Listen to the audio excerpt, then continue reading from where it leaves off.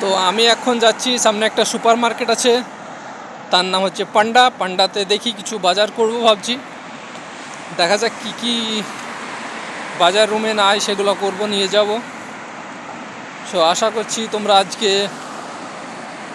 যে ব্লগগুলো বানাবো সে ব্লগগুলো তোমরা অবশ্যই দেখবে। আমাকে কিন্তু ওয়েদারটা দুর্দান্ত লাগছে, ওই জন্য এইভাবে আমি ভিডিও করছি। এখন দেখি কতদূর কী করতে পারি, এই জন্য বারে বারে আমি এইভাবেই ক্যামেরা ধরছি, ক্যামেরাটা নিচের দিকে নিয়ে। আশা করছি ব্লগটা তোমাদের ভালো লাগবে।